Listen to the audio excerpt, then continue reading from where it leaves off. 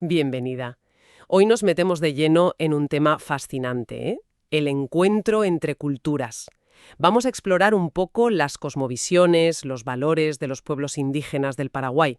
Y lo hacemos a partir de unos textos muy interesantes del libro Caminando Juntos, descubrimos los valores del otro, que está coordinado por la pastoral indígena de allí, de la Conferencia Episcopal Paraguaya, y tiene reflexiones teológicas importantes de Margot Bremer.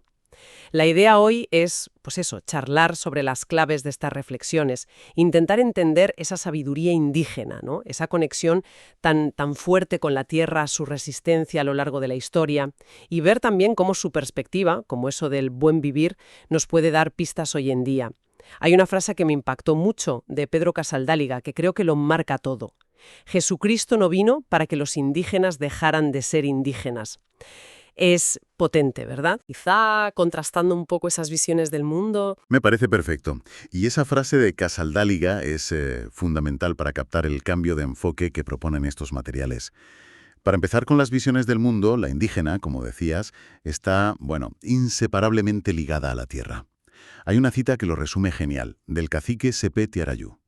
Nosotros no podemos vivir sin la tierra, y la tierra no puede vivir sin nuestro pueblo. Formamos un solo cuerpo. Formamos un solo cuerpo. Es una imagen fortísima. Muy, muy distinta a cómo vemos la tierra en Occidente, más como, un recurso, algo que se compra, se vende. ¿Qué significa esa sacralidad para los guaraníes, por ejemplo, según leemos? Pues significa justo eso, que la tierra no es una simple mercancía, para nada. Es la madre tierra, la fuente de la vida.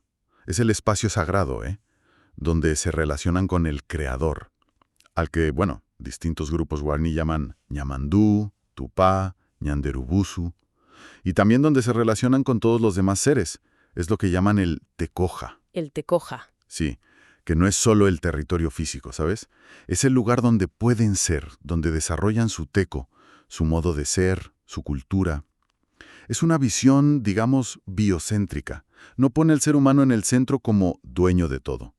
Su filosofía, su manera de entender el mundo, nace de observar la naturaleza, sus leyes, y tratar de vivir en armonía con ella. Entiendo. O sea, no es solo dónde viven, es la base para poder ser guaraní. Y esa conexión tan profunda, ¿cómo se ve en lo cotidiano? ¿En sus prácticas, en la economía? Pues se ve muy claramente en cosas como el potiró, Ajá. que es el trabajo comunitario, ¿no? Ayudarse mutuamente sin esperar una recompensa directa. Y también en el jopoy, que es la reciprocidad del dar y recibir como fundamento. Y esto no es teoría, es la base de su economía. No busca el beneficio propio, sino el bien común, el interés por el otro. La tierra sostiene todo esto. Por ejemplo, tras las cosechas, hacen fiestas, comparten los frutos con todos. Qué bonito eso. Sí, porque reconocen que es un don de la madre tierra y del creador, no solo fruto del esfuerzo individual.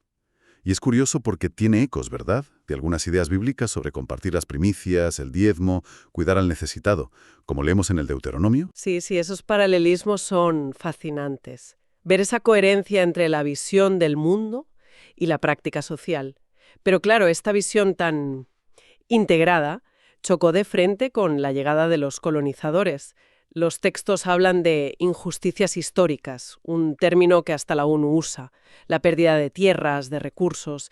¿Cómo fue ese primer choque? Pues fue un choque tremendo y complejo además. Al principio, los guaraní intentaron meter a los españoles en su sistema. Usaron lo que se llama el cuñadazgo. Les ofrecían mujeres, comida, trabajo, esperando una relación recíproca, como parientes. Como iguales, digamos. Eso es. Hay una carta de 1621 muy reveladora. Cuenta cómo los guaraní llamaban al español cuñado o sobrino, pero ojo, nunca caraí, señor. Ese término lo reservaban para sus líderes espirituales o para Dios. Querían una relación horizontal. Pero me imagino que esa horizontalidad duró poco. Poquísimo. Enseguida vieron que los españoles no los consideraban parientes, sino, mano de obra barata, criados. Y ahí se rompió la cosa. El golpe definitivo fue la instauración de la encomienda en 1556. Eso sí que fue una ruptura total con los principios guaraníes. Les imponían trabajo forzado, los sacaban de sus comunidades, de su tecoja. Les quitaban la autonomía. Toda autonomía. Los números que se manejan son escalofriantes. Se habla de 100.000 guaraníes repartidos como objetos entre apenas 300 encomenderos. Fue una catástrofe demográfica social. ¿100.000 personas? Es que la escala es brutal. Lógico que una imposición así generará resistencia. Los textos mencionan rebeliones armadas, claro. Sí, hubo muchas. Bartomeu Melía, un historiador clave, documenta al menos 25 rebeliones guaraníes solo entre 1537 y 1616. Pero la resistencia no fue solo militar. Yo diría que ni siquiera principalmente. Quizás la más profunda, la más tenaz, fue la resistencia cultural y espiritual. Muchos eligieron huir. ¿Huir? ¿A dónde? Al monte, a la selva, para intentar mantener su ñandereco, su modo de ser auténtico, lejos del control colonial, para seguir siendo ellos mismos. Escapar para preservar la identidad. Exactamente. Y también surgieron movimientos que llamaríamos mesiánicos, líderes espirituales que animaban a volver a las tradiciones, a los cantares pasados, a la palabra de los antepasados. A veces estos movimientos conectaban con el mito antiguo de la tierra sin mal, ese lugar de plenitud al que creían poder llegar. En el fondo, toda esa resistencia, fuera armada o cultural, buscaba lo mismo: recuperar la dignidad, la libertad, la autonomía que les estaban quitando. Y esa capacidad de resistir culturalmente, de mantener viva la identidad durante siglos a pesar de todo. ¿Cómo lo hicieron? ¿Dónde está esa fuerza? Pues reside sobre todo en la memoria colectiva, en la transmisión oral de generación en generación. Se transmiten los grandes mitos como el Aybur Rapitá de los Bia guaraní, que es una maravilla, o el Popol Vuh maya, si miramos a otros pueblos. También a través de símbolos muy potentes, el cedro, por ejemplo, el iyagi. Para muchos guaraníes es un árbol sagrado, símbolo de vida, de regeneración, de conexión con lo divino. La memoria oral, los símbolos. Y supongo que el papel de los ancianos, de los sabios, sería clave. Fundamental. La sabiduría de los ancianos y ancianas es crucial. Hay un pensador ecuatoriano, Patricio Guerrero, que usa un término precioso para describir esta sabiduría indígena: corazonar. Corazonar. Sí. No es solo pensar con la razón, ni solo sentir con el corazón. Es pensar sintiendo y sentir pensando. Una sabiduría integral que une mente, corazón, palabra y acción. Justo lo contrario a esa fragmentación que a veces vemos en Occidente, ¿no? Que separa razón y emoción, cuerpo y espíritu. Esta sabiduría, que los guaraní llaman arandú, es la que les permite interpretar su presente, releer su historia y encontrar caminos para seguir siendo ellos mismos. Para resistir. Melía usa el término tecología, poniendo el teco, la vida, en el centro de todo, en todas sus relaciones, con la naturaleza, con los otros, con lo divino. Corazonar. Me gusta mucho esa idea. Pensar sintiendo, sentir pensando. Es casi un desafío a cómo funcionamos normalmente. Y esta comprensión más honda de la cultura indígena, cómo cambia la visión de la misión, del trabajo de la Iglesia, según estos textos, porque parece que hay un giro importante. Hay un giro radical, sí. Se pasa de un modelo que antes se llamaba de inculturación Ajá. a uno que llaman de interculturalidad. La inculturación, aunque tuviera buenas intenciones, a menudo partía de la idea de adaptar el mensaje cristiano a la cultura indígena, como si metieras algo nuevo en un recipiente ya existente. Algunos teólogos, como Pablo Suez, dicen que este modelo tuvo un trauma teológico, porque en el fondo la relación seguía siendo desigual. Una cultura daba el mensaje y la otra recibía. Entiendo. ¿Y la interculturalidad qué propone de diferente? Pues propone un diálogo de verdad, de igual a igual, un respeto profundo por la cultura del otro, y el reconocimiento de que Dios ya estaba ahí. Ya actuaba en esa cultura, en esa historia, mucho antes de que llegaran los misioneros. Es asumir en serio esa frase que citan: Dios ya ha hecho una historia con este pueblo. Ya no se trata solo de ir a enseñar, sino también, y quizás sobre todo, de ir a aprender. Hay una cita de Roa Bastos que es buenísima. Dice que el misionero evangelizó a los indios en la misma medida en que los indios lo evangelizaron a él. Qué bueno eso. Un aprendizaje mutuo de verdad. Entonces, los valores indígenas se ven como algo a incorporar, incluso para el cristianismo. Exacto. Se ven como valores evangélicos en sí mismos. El sentido comunitario tan fuerte, la solidaridad, el jopollí, el potiró que decíamos, el respeto sagrado por la naturaleza, todo eso se ve como una alternativa muy potente a lo que el documento de Aparecida llama los antivalores de la cultura que se impone. Se refieren al individualismo, al consumismo, a la destrucción del planeta.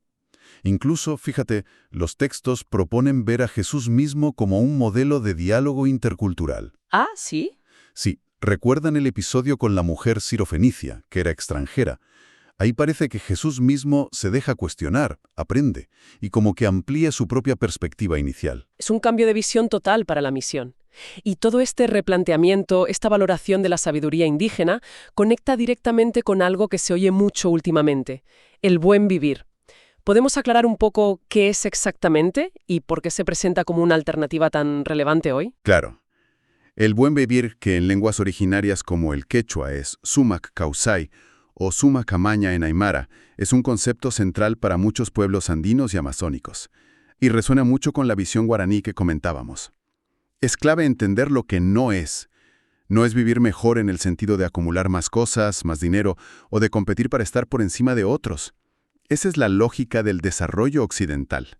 Vale, entonces, ¿qué sí es? Es vivir bien, pero siempre en comunidad y en armonía con la naturaleza.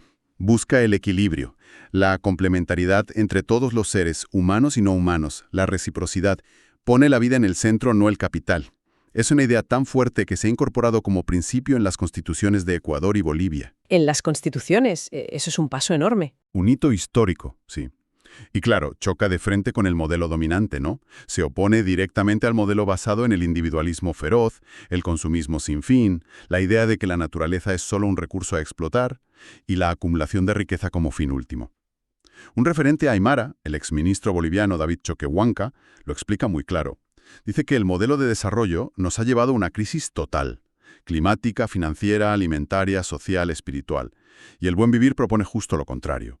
Recuperar saberes ancestrales, cuidar la salud de la madre tierra, valorar la diversidad, buscar la complementariedad, tomar decisiones en comunidad buscando el consenso. Suena muy coherente, la verdad. Pero para que algo así cale en sociedades tan marcadas por el otro modelo, hace falta un cambio muy profundo. Los textos hablan mucho de descolonización, no solo política, entiendo. No. La descolonización política es solo el primer paso. A veces, ni el más difícil. Lo complicado de verdad es desmontar lo que los pensadores críticos llaman la colonialidad. Es un concepto clave. Está la colonialidad del poder, que son las estructuras económicas políticas heredadas de la colonia. Pero quizá más hondas son la colonialidad del saber y la colonialidad del ser. A ver, ¿puedes explicar un poco más eso? Colonialidad del saber y del ser. Suena profundo. Lo es. La colonialidad del saber es la imposición del conocimiento europeo como el único válido, científico, universal. Y al mismo tiempo despreciar o tratar como simple folclore todos los demás saberes, las otras formas de entender el mundo. Es pensar que solo vale lo que viene de Europa, básicamente. Y la colonialidad del ser va aún más adentro. Es la imposición de una forma de ser, de sentir, de relacionarse. Es negar la humanidad completa del otro, sus afectos, su forma de ver el mundo, obligándole a imitar modelos ajenos para ser considerado civilizado. Entiendo. Es como si la colonización se hubiera metido hasta la cocina de la mente y del corazón, ¿no? Exacto. Por eso, descolonizarse es un proceso, largo, complejo, pero fundamental. Implica reconocer y valorar las propias raíces, las lenguas maternas, las sabidurías locales, las formas propias de organizarse. Es dejar de mirar siempre hacia afuera, buscando modelos en Europa o EU, y empezar a mirar hacia adentro, hacia nuestra propia historia, nuestra diversidad. Y esto no es solo cosa de los pueblos indígenas, es tarea de toda la sociedad latinoamericana, que es mestiza en su mayoría y también vive bajo esa colonialidad. En este contexto, de hecho, surge también la teología india, que busca precisamente eso, expresar la fe cristiana desde las categorías culturales y espirituales propias de los pueblos indígenas, dialogando críticamente con la teología occidental. ¿Qué recorrido hemos hecho, eh? Empezamos con esa conexión con la tierra, pasamos por el trauma de la colonización, la increíble resistencia cultural, ese giro hacia el diálogo intercultural y ahora esta llamada a la descolonización y al buen vivir. Es denso, pero muy, muy revelador. Sí, la verdad es que las reflexiones que recogen estos textos, como las de Bremer, nos dejan claro que la sabiduría indígena no es una reliquia, No es algo del pasado, es una fuente de conocimiento viva, con una relevancia enorme para los desafíos que tenemos hoy como humanidad. Ese respeto por la diversidad cultural y biológica, la práctica de la reciprocidad, esa visión integral de la vida, son aportes cruciales para repensar nuestro futuro. Me quedo resonando con esa frase de Meliá que citan: dañar a los pueblos indígenas es dañar al mismo Paraguay. Y quizás si ampliamos la mirada podríamos decir que ignorar estas sabidurías ancestrales, en Paraguay o donde sea, es dañarnos a nosotros mismos.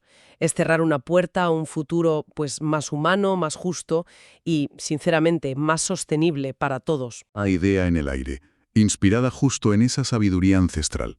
Hay un consejo en el Popol Vuh, el libro sagrado maya, que a mí siempre me ha parecido muy hondo. Dice algo así como: cuando tengas que escoger entre dos caminos, pregúntate cuál de ellos tiene corazón. Quien escoge el camino del corazón nunca se equivocará. En nuestro mundo, que a menudo se guía solo por la razón instrumental, por el cálculo, el interés económico, la eficiencia, ¿qué pasaría si empezáramos a aplicar ese consejo? ¿Qué implicaría a nivel personal, pero también colectivo, empezar a corazonar nuestras decisiones sobre cómo queremos vivir juntos en esta casa común que compartimos? Ahí lo dejo.